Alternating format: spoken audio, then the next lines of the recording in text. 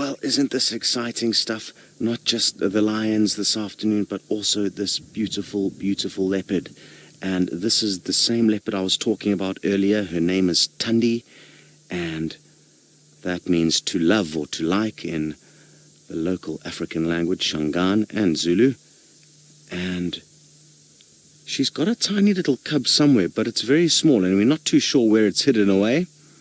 But hopefully a little bit later on it will pop out and grace us with its presence. You can see she's panting quite heavily. It's not only because it's a hot afternoon, but also because she's been feeding on 2 different kills for the last 36 hours or so. And she's done incredibly well to catch 2 meals at the same time. And you can see now where they are hoisted up in the tree.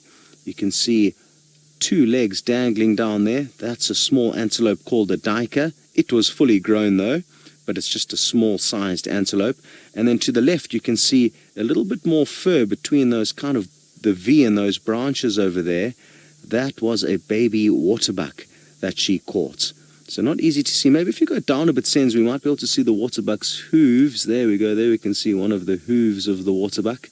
So she's very cleverly stashed those kills up in the tree, where any sneaky hyena won't be able to come and steal them from her. And the hyena did actually learn that there was some food here. And this morning when Tristan came onto the scene, one of our other guides, he found a hyena right below the tree, just waiting patiently, hoping for one of those carcasses to fall out. And as long as the kill is up in the tree, the hyena's got no way of getting it. And isn't it incredible how strong the leopard are? Imagine if you had to carry something your own body weight in your mouth and climb up a tree with it. So they're very, very powerful and certainly very, very good climbers.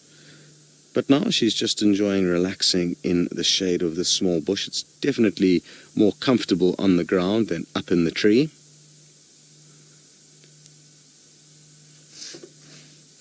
So, great stuff, and I'm hoping that once it does cool down a little bit later on, we are going to see hopefully the cub come out. There's a strong chance that the hyena will come back if it's still not in this area. Once hyena know of a possible easy meal, they very often keep coming back to check in to see if they can't get lucky with any little scraps that fall down from the tree.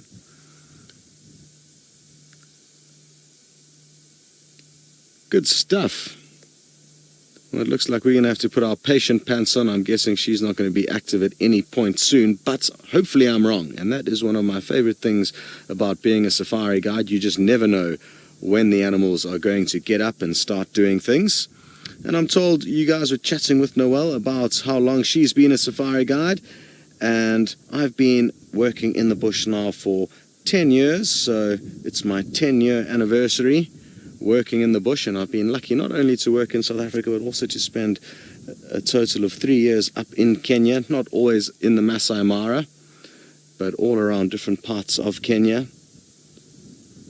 And I guess Noelle's a great example to a lot of you guys at Allington School that even if you're an American, you can definitely still become a safari guide out here in Africa.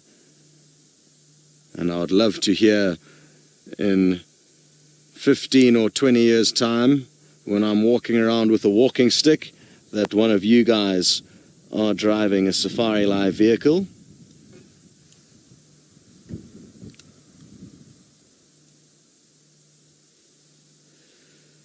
And you guys would like to know how hot it is here in South Africa. Well, it all depends, just like in America, it depends whereabouts you are in America. You say in Virginia, it's 70 degrees Fahrenheit.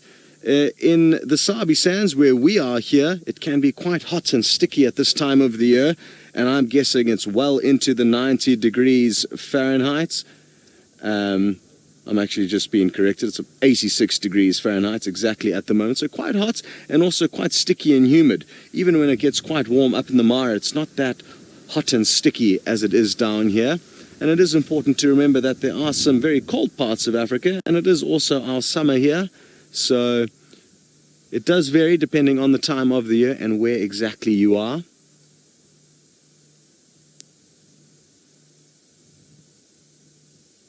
Thankfully today we've got quite a strong breeze. You'll see a lot of the leaves blowing in the wind. and that's definitely helping us keep cool.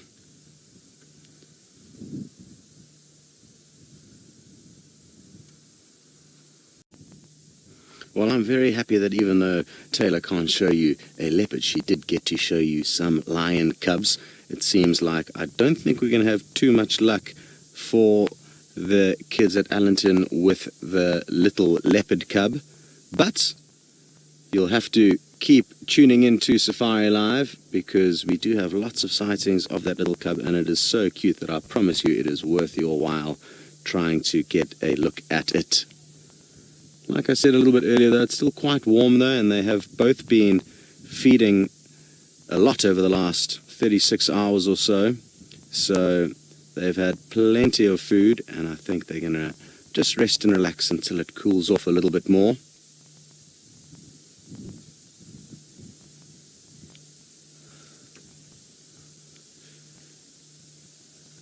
Now, some of the kids at Allenton would like to know, why did the leopard take its food up into the tree? That's because she's very clever. Not all leopards will always do that, and the reason being is that she knows that if the food is up in the tree, it's going to be far more difficult for Hyena, or almost impossible for Hyena, to steal the food from them. Whereas if it was on the ground and some Hyena came onto the scene, the leopard is not big enough to be able to try and stand up to Hyena, even if it's just one of them. So she's done it to make sure that nobody steals her food. If lions were to come across the scene, they too would also have a little bit of trouble climbing the tree. They definitely would be able to climb this tree, but it must be said that lions are not nearly as good of a climber as the leopards are. So it's kind of like stashing it in a bit of a pantry. And we're not too sure how she ended up with 2 kills in that tree. We're not sure which kill she made first, but obviously she would have caught one of them, put it up in the tree, and then just been, you know, sitting and relaxing like now. And then maybe the waterbuck family came into the area and she took that opportunity. And like I was saying a little bit earlier with the lions, the predators aren't necessarily as good of a hunters as we all think they are, and it's very difficult for them to catch their food. So whenever they get opportunities, even if they are full, even if they already have a kill, they will definitely make the most of that. Very good. We're going to stay put with Tandy and send you back up to Taylor. I'm not sure if she's managed to find any other lions lurking in the bushes. She seems to have a feeling there might be, so why don't you go and have a look? Yes, we've just got onto the scene of Tandy, and it looks like our timing couldn't have been more perfect. You can see she's calling the cub. Ow! Very soft calls, and hopefully it's going to come running out from wherever it was hidden. And I think thereafter, or any time in the next few minutes, she could well ascend the marula tree where she has 2 kills stashed, a waterbuck, a baby waterbuck, and a duiker. She's quite close to this tree, and that is where the kills are. Now, where is this little cub going to come bundling out of? What I found interesting is that the other day when we followed her back to a spot where she had stashed the cub, it did take the cub quite a while to respond to her calls.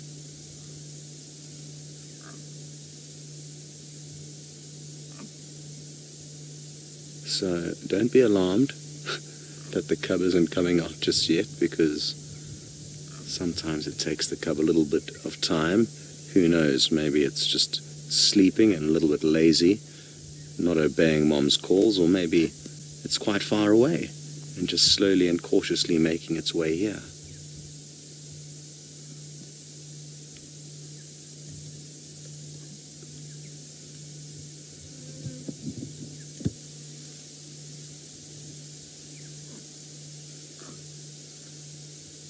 Francis, you've got your money on the cub being up a tree somewhere. Could well be.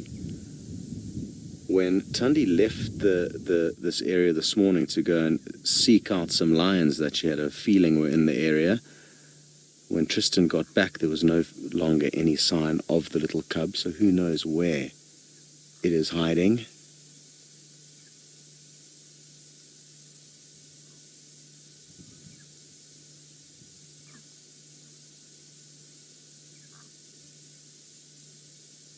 Calls do seem to be getting a little bit louder.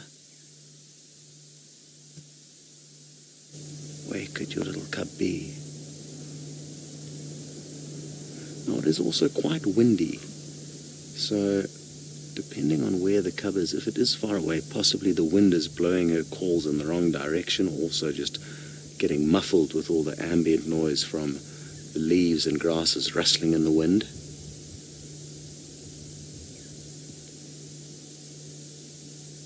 Oh, she's looking up the tree. Maybe we're going to get lucky and see her ascend, or maybe she's going to head off in search of where this cub could be.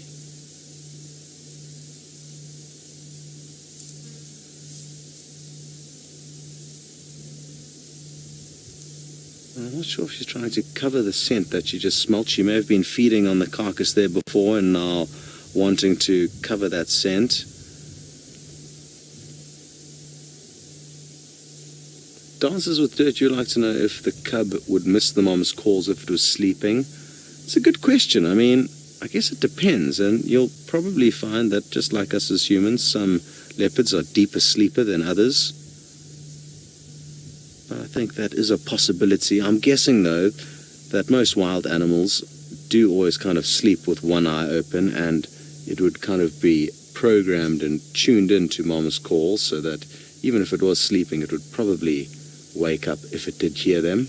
That would be my guess. I don't think it would sleep through the calls, but who knows?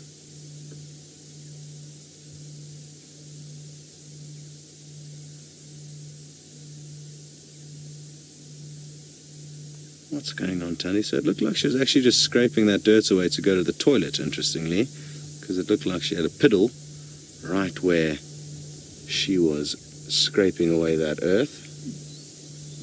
And it looks like she is going to ascend. She usually, well, at least one time that I've seen her ascend, it was from the kind of left-hand side of the tree. It'll be interesting to see if she uses the same route or a different route.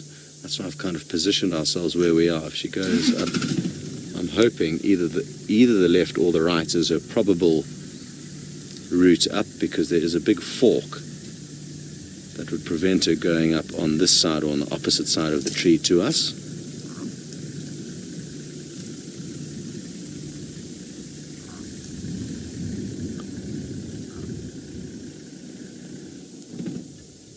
What's going on, Tandy? Where's your little bubba?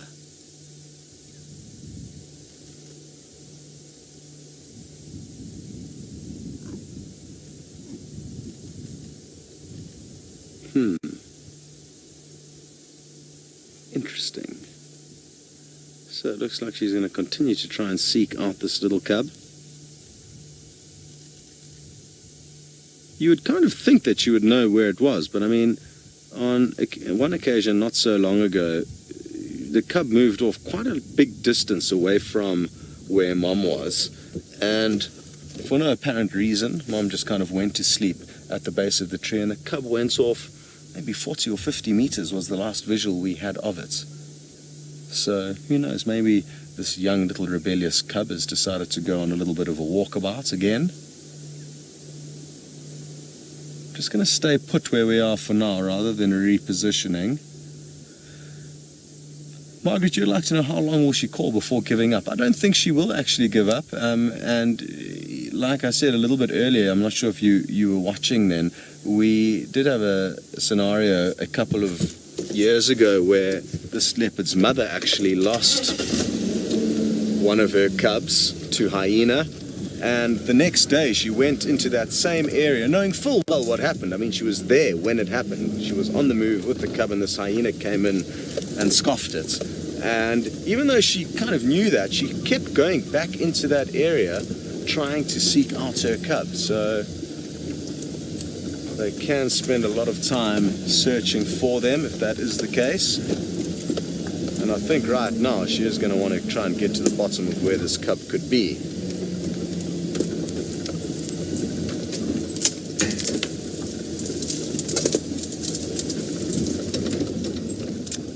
Okay, good stuff. Well, we're going to get into another spot to try and see what happens here next and send you back to Noelle and her lions in the meantime.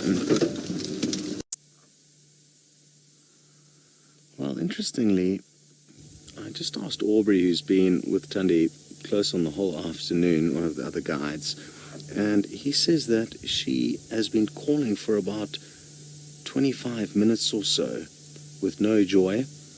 Initially she headed south away from where the kill was, and interestingly that was the same area where I saw the cub disappear to a couple of days ago, and she probably knows maybe that cub liked hanging out in that direction, but her calls there had no joy, so now she's headed further to the west, trying her luck here, and I guess only time will tell what exactly is going on here. I'm confident that this cub has just moved off into an area where Mom didn't exactly know where, while she was out snooping around some lions, being a very good mother, making sure she knew what threats were in the area. And like I said, by the time Tristan followed Thandi back after her little kind of perimeter check, he noticed that the cub was no longer around. So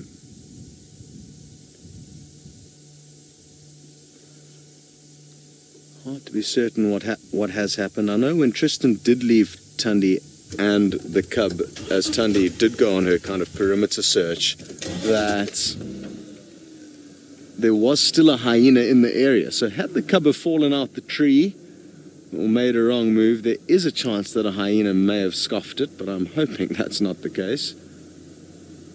And I definitely think it is far too soon to be jumping to those kinds of conclusions. I don't think it's worth the emotional roller coaster of thinking that is the reality just yet. But of course there is a chance that has happened.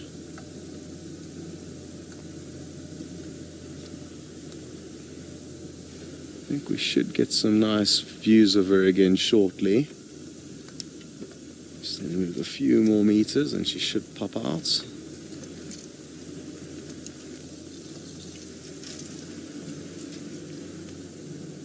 Also want to just try and rev the vehicle as softly as possible so that our noise doesn't interfere with her search for the cub.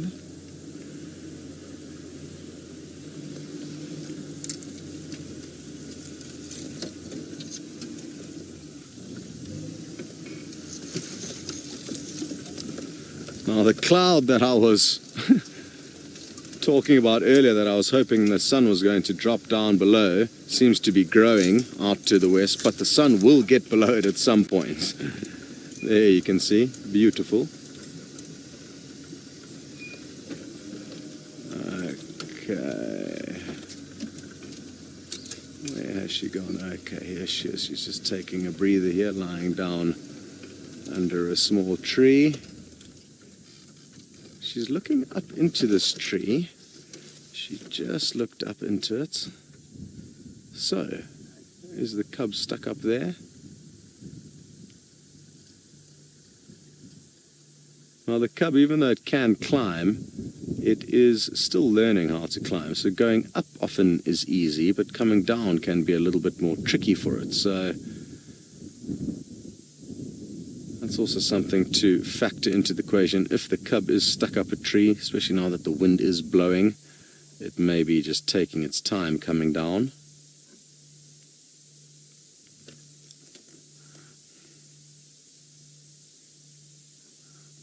CJ, you'd like to know if the cub would kind of head to a den site to hide away from any threats. I don't think so. No, you know, the closest kind of den that Thandi stashed at was probably about half a mile from where we are here, and I think that's just simply far too far for a cub to venture on its own.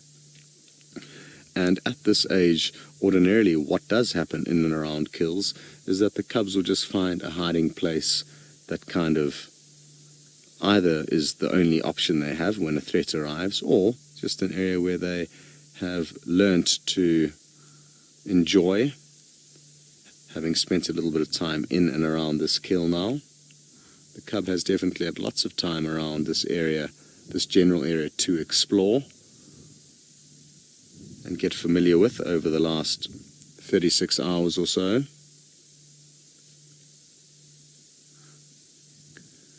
Ricardo, you suggest that you think she'd be able to smell her cub.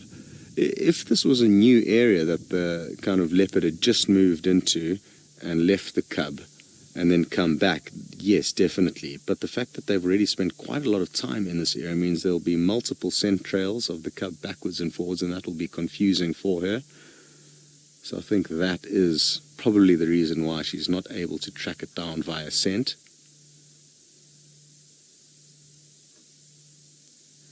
And I mean, even though you guys probably can't hear those calls very clearly, I can hear the call very clearly from where we're positioned, and we're about, I would say, 35 yards away from her at the moment.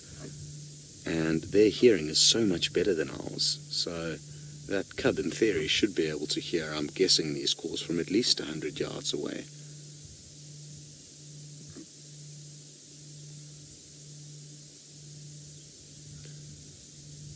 Well, finally the sun is dropping below that bank of clouds, and we are going to get spoilt with some beautiful golden afternoon light now. It will be the perfect time for the cub to come bounding out of the thickets to reunite with mom.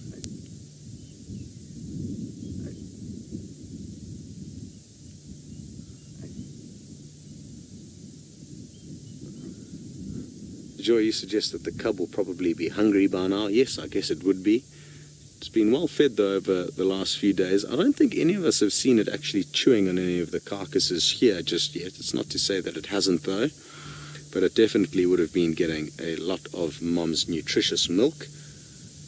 If she's well fed, of course, she will be producing as much milk as she would ever, because she has got a smorgasbord of options, being a water buck and a diker, but certainly she's going to be producing quite a lot of milk at the moment. So well, it's times like these that I'm sure a lot of your hearts are in your throats, hoping to find out what has happened here.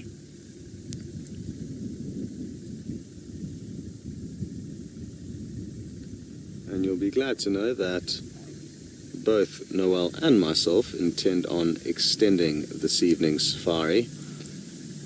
Myself, obviously, to try and work out what's gone on here, and Noel because she's got good prospects with some hungry lions. So, if you did have plans to go in the next few minutes, try and change them, because the safari will continue.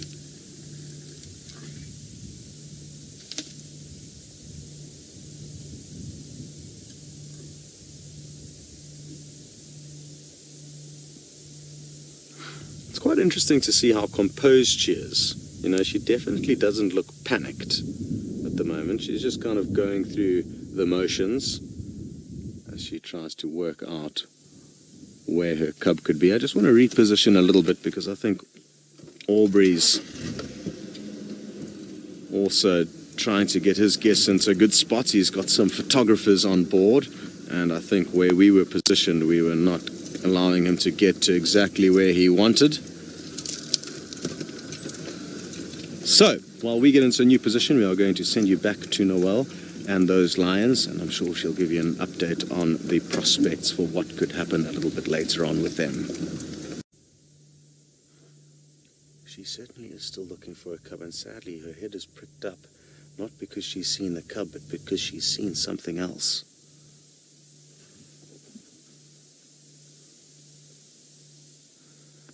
Hyena. Now, I'm not sure if this is the same hyena that was lurking here this morning. It's just spotted her. That's when it stopped in its tracks there, and now it's changed direction. I'm not sure if any of you guys recognize that hyena, and it does look like she is actually interested in following this hyena as it moves. So I think we should get into another spot, because I'm guessing she is going to pursue this hyena. So let me actually just stop here. We could get a nice two shots of her looking at the hyena slinking off there. So her being here, or at least the leopard, it knows full well that there is some food up ahead. So I'm guessing this hyena has actually been here before. Let's keep moving now.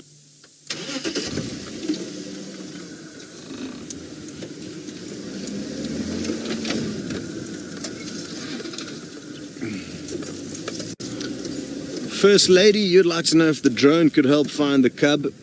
No. No ways. That cub is tiny, and if that drone got anywhere near it, I'm sure it would hide, and because it is so small, it would be able to hide from it with relative ease. And that, coupled with the camera that's on the drone, I don't think so. Had we have a thermal imaging camera on the drone, then yes, maybe we could see a tiny little blob somewhere hidden in a bush, and then that could maybe lead us to it. But the hyena was running off wildly there. I'm not too sure if it was an inter-hyena dispute, but I just saw a hyena racing off, or possibly Thandi may have chased it. Not too sure. Where is Tandy? I just saw the hyena running from left to right. I think she did chase the hyena because she's just getting back towards the base of the kill. So I'm guessing she did give it a little bit of a rev there.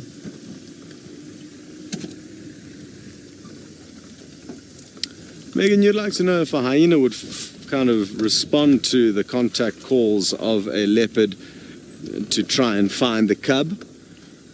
Possibly. I mean, that call and noise would obviously alert the hyena to something being up, and that would maybe bring the hyena into the area, but I don't think it's necessarily going to then start actively seeking out the cub.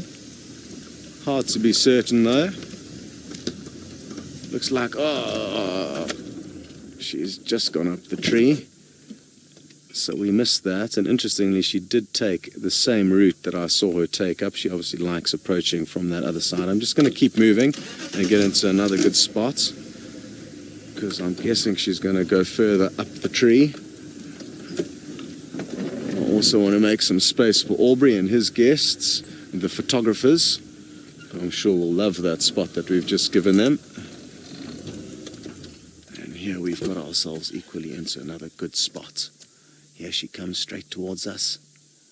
Looks like she wants to start with a duiker snack. This is the duiker carcass that she's headed straight towards. She avoided the waterbuck, which was kind of below her, further behind her.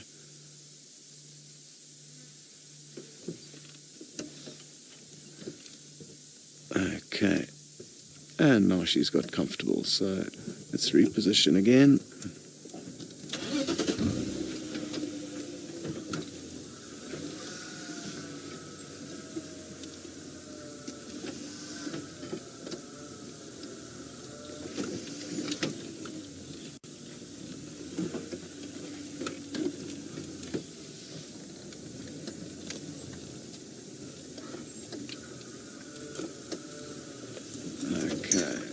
Quite a good spot, I think.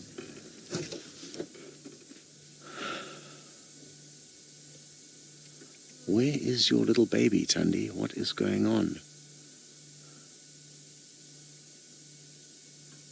I'm quite surprised you gave that hyena such a thorough chasing, and I'm impressed by her tenacity in order to be able to do that, because it's quite a thing for a single leopardess to take on even just one hyena, and we saw that hyena fleeing for its life.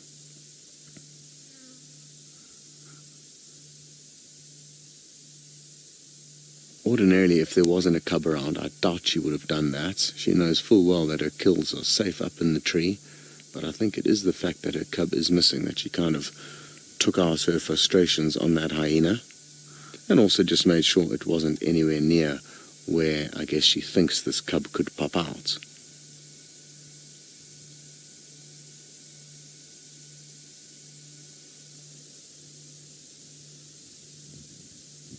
Lots of flies buzzing around the carcass. They must be getting fairly pungent because they've been sitting out for 2 full days now in some quite hot conditions. What has she heard?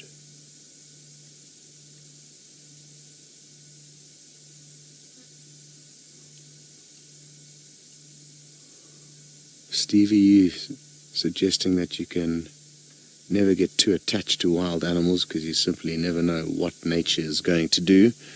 And Yes, that is definitely the case. It's not uncommon for young leopards to not make it through. If anything, it's the other way around. It's uncommon for them to actually make it to adulthood. So,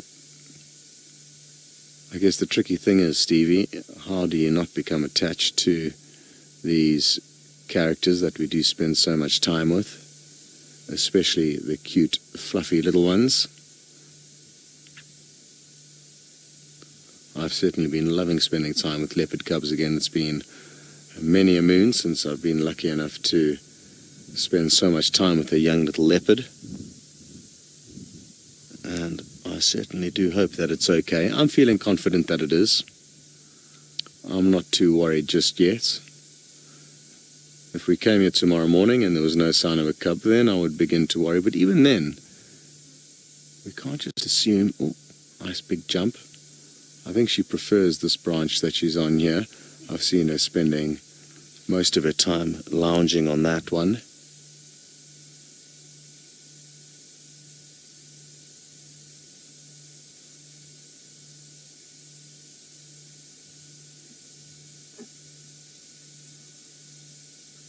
What's also interesting is that her calls have subsided greatly until now. She's just started calling again, so hopefully these calls will get this cub coming in the right direction.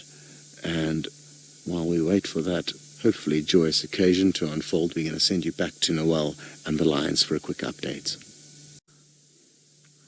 Well, she's actually not looking for the cub anymore. She's been sleeping since you left us. No more contact calls. And I guess this is hopeful, a hopeful sign, because the fact that she's not panicking just yet and in a frenzy running around calling, looking, I think indicates that she herself is not too concerned at this stage. So we're going to stay put. It's too soon to panic. But of course we are all a little bit concerned as to where exactly this cub is and what exactly it is doing. To search where she was very stealthily seeking out some lion that did move very close by this area last night. If maybe the cub didn't feel kind of left out and didn't try and come down the tree while Mom was away, hard to be certain. But the last we know is that the cub was somewhere up in this very same tree. I'm fairly certain that's what happened when Tandy descended and then headed off. But where the cub headed to thereafter, and I'm not sure. I mean, Tristan was probably gone for about 15 or 20 minutes with Tandy before she returned. And in that 15 or 20 minutes, evidently, this cub has either got very unlucky and been chomped by something, or just headed off and tucked itself away a little bit further away than Mom would have liked, or at least in an area where Mom doesn't exactly know at the moment.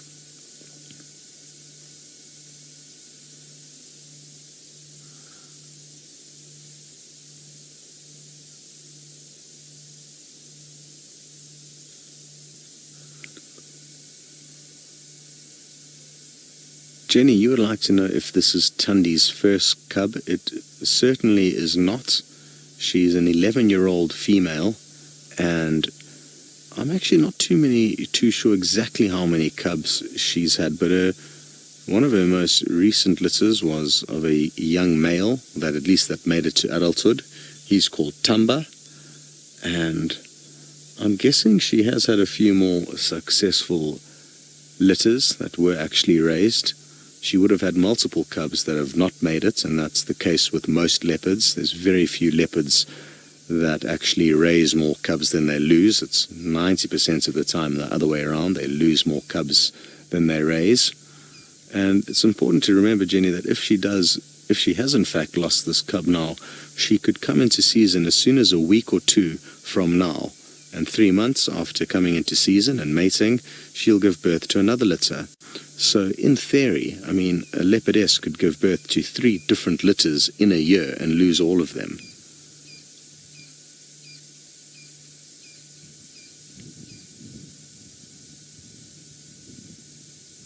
know of a female from the southern Sabi Sands when I started my guiding career that was incredibly unfortunate in that there was often a lot of kind of rogue males moving through the area, and she most of the time lost her cubs to males. And she was an 8-year-old female when she died, and she had never raised one cub to adulthood, yet she had given birth to many, many litters, like I said, most of which were killed by male leopards that were not in fact the father of those litters.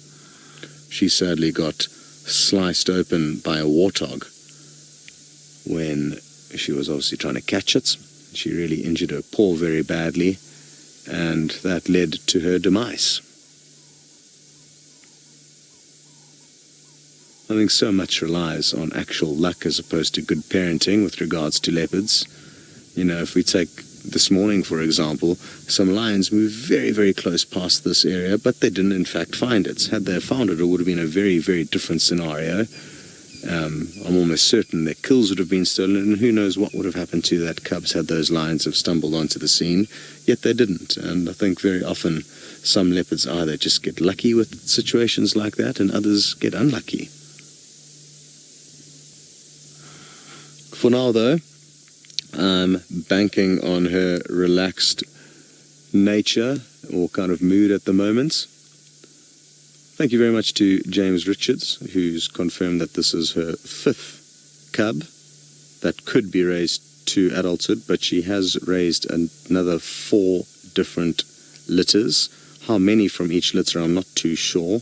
I'm not sure if it's 4 individuals or 4 different events where she could have possibly raised, 2 leopards at the same time. Okay, so she's raised 4 individuals to adulthood. I think Tumba was the most recent. I'm not too sure the names of the others or where they've ended up. And let's hope that her possible 5th is still alive and kicking. Like I said, judging from her kind of behavior and her mood, she's not looking too stressed, and I'm hoping that she knows a little bit more than we do. Very good. Well, we're going to stay put for a little bit longer and send you back to Noel and the lions. Well, the hyena's just slunk off somewhere behind me. It was initially right at the base of this marula tree, sniffing around, trying to look for any tidbits, and it was the exact same hyena that we did see a little bit earlier. There it goes. And quite a pretty hyena, actually. Very distinctive dark spots and looks to be in great shape. Guessing it's a youngster. And quite easy to tell apart from other hyenas, so confident that it is the same one that she did chase off earlier. She didn't really pay too much attention to it. She's still snoozing up in the tree and doesn't appear to be too concerned about anything. Very good. Well, I hope you guys have enjoyed the extended drive this evening, and we're gonna stick around here for a little bit longer, just until it gets dark, and then see what happens. Maybe we'll stay out with infrared lights to see if we can't get to the bottom of this mystery of the missing cub. So be sure to check any notifications for any surprise broadcast a little bit later on. For now, though, it's time to say goodbye. Thanks so much for joining in on this evening's safari. Be sure to tune in tomorrow to find out what happened with this little cub.